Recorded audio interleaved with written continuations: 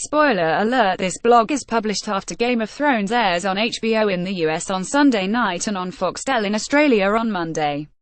Do not read unless you have watched Season 7, Episode 7, which airs in the UK on Sky Atlantic on Monday at 2 AM and 9 PM, and is repeated in Australia on Showcase on Monday at 7:30 PM Australian Eastern Standard Time.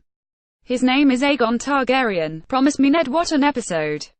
I might have been a bit up and down about some of the creative decisions this season, but they largely paid off for this supersized, expertly paced and deeply satisfying finale, which allowed every storyline the time it needed to breathe while still providing the ultimate spectacle of the wall falling to the Night King and his Ice Dragon. Almost more important than even that cataclysmic moment was the confirmation that viewers have long been waiting for. Jon Snow's real name is Aegon Targaryen and, given that Robert's rebellion was, as Bran pointed out, based on a lie, HES also the rightful heir to the Iron Throne. It remains to be seen both how his newly acquired auntie Daenerys feels about that, although of course the Targaryens have always prided themselves on the close family relationships, and whether by the end of the series there will actually be an Iron Throne to sit on. We are a group of people who do not like one another. We have suffered at each other's hands. We have lost people we love at each other's hands. The relationship between dragon and wolf, both past and present, might have been at the heart of this episode, but its emotional heft came from the way it probed a number of different relationships, some of which, such as Brienne's anguished cry of "fuck loyalty," managed to do a great deal of emotional work in a small amount of time. In comparison to last week's episode, where a number of the conversations felt forced and carelessly written, tonight was full of moments of genuine power, from Jon's brief chat with Theon, "You're a Greyjoy and a Stark," to Jaime's bleak realization that his sister had lied one final, devastating time, promising help that she had no intention of giving, and agreeing to a meeting with Daenerys and her followers that was never more than a hollow farce, given that the Golden Company were already paid for and Euron in on the plot. Best of all though was Cersei's meeting with Tyrion, a tense confrontation layered over with past lies and bitter regrets, and beautifully acted by Peter Dinklage and Lena Headey. He admitted that he mourned the deaths of her younger children, even as she could not quite bring herself to have her little brother struck once and for all from her path. Lena Headey is Cersei Lannister. Photograph HBO 2017 Home Box Office, Inc. All Cersei's inability to rid herself of either of her troublesome brothers might have struck some as slightly unbelievable. This is, after all, the woman Tyrion described as the most murderous in Westeros. But on the other hand, Jaime is her twin, part of her and the father of her children, and when it came to it she was never going to bring herself to give the order for his death. As for Tyrion, it served her better perhaps to lie to him, to make him think that had finally won a point against her and gained her support even as she knew that the opposite was true.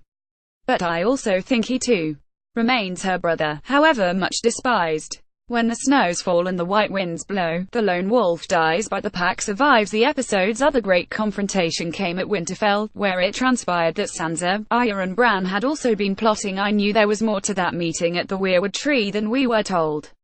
Littlefinger, snared in a trap of his own making, died crawling and begging for his life in another very well-handled scene, which culminated in Arya, the executioner to her sister's ruler, slitting his throat with the very dagger that started all the trouble back in Season 1.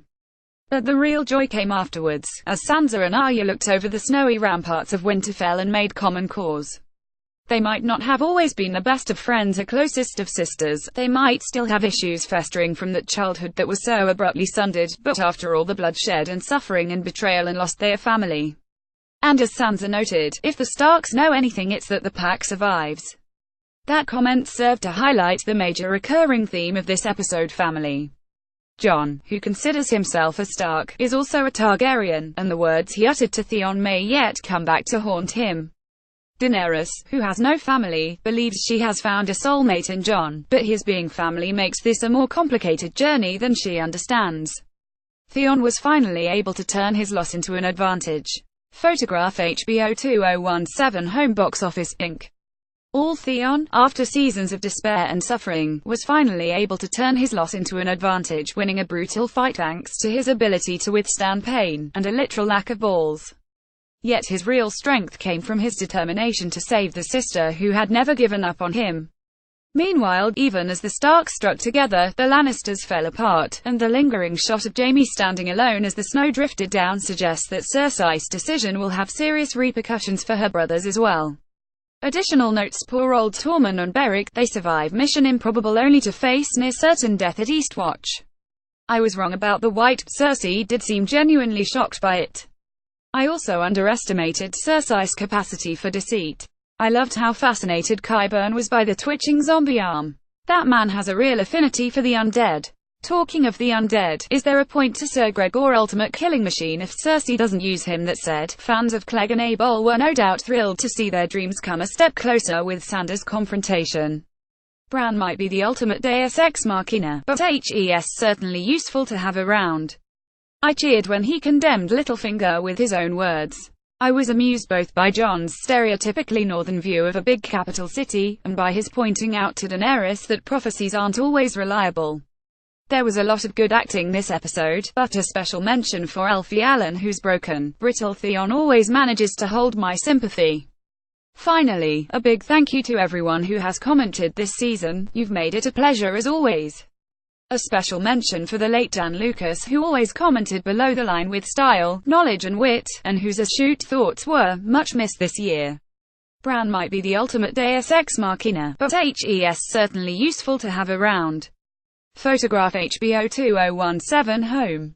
Box Office, Inc. All violence count 1 white displayed, and then summarily chopped to bits. One brutal beating of Theon Greyjoy ending in a surprise victory for Theon. The deserved death of Lord Peter Baelish, who finally ran out of people to lie to, and the destruction of the Wall by the Night King and his forces, possibly resulting in the deaths of anyone unfortunate enough to be at Eastwatch. Nudity count: the coming together of the dragon and the wolf on a gently swaying and candle-lit boat. A moment which sadly seems likely to be forever sullied by Sam's news about Jon's parentage, which he and Bran, rather queasily for the audience, discussed just as the deed was occurring. Oh Sam, there's cock-blocking, and then there's cock-blocking, as I'm sure either Bronn or Tormund would point out. Random Irishman of the week. So, farewell then, Lord Littlefinger of the wandering accent. Of late your accent didn't really wander at all, but your time had still come. Aidan Gillen meanwhile heads to Peaky Blinders, where I look forward to seeing him try and plot against Tommy Shelby. What did you think? Was it a fitting end to the season? Which confrontation did you like best? And if you knew an undead army was coming, would you fight them bravely or find an island to hide on until the whole thing came to an end? As ever, all speculation and no spoilers welcome below.